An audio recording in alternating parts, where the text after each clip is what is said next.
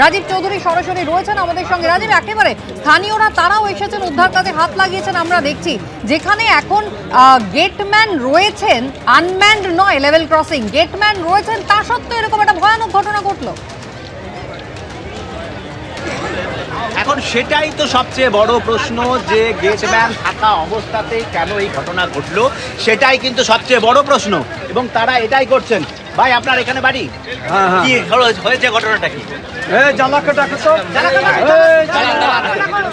ভালো জান ভুল কারণে একটা পড়ে তারপরে চলে যায়, চলে যাওয়ার পরে আর জানেন এদিকে আছে যেটা, তো তারপরে গেটম্যান গেটটা তুলে দেয়। গাড়িটা যখন এখানে ঢুকে যায়, ঢুকে যাওয়ার পরে গেটম্যান আবার গেটটা ফেলে দেয়। না গাড়িটা সামনে যেতে পারে না পিছনে যেতে পারে, যতদূর সব গেটম্যানের।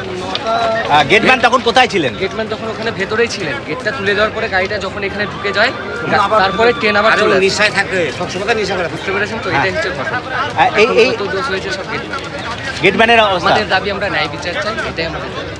ও নিশায় থাকে, সবসময় নিশায় থাকে। কেন আপনি গেটম্যান এখানে ছিল না সেই সময়?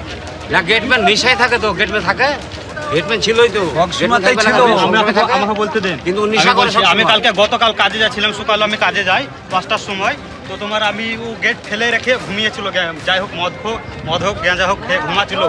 আমি তাকে মোটরসাইকেল এখানে রাখি, গিয়ে ডাকি, দেখে তারপর ধীর করে উঠে তারপর গেট তুলে তারপর আজকে হঠাৎ শুনছি গিয়েছি হঠাৎ শুনছি যে নেশা করে আসে, প্রত্যেকদিন নেশা করে আসে।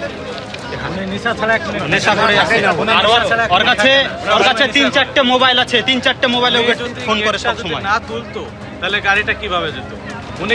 একেবারে যে অ্যাক্সিডেন্টটা নিয়ে যে ঘটনা ঘটেছে সেই জায়গাটাতে যেভাবে গোটা ঘটনাস্থলটা একেবারে উত্তপ্ত হয়ে রয়েছে, স্থানীয় মানুষজন যারা বলছেন এই গেটম্যানের গাফিলতিতেই গোটা ঘটনাটা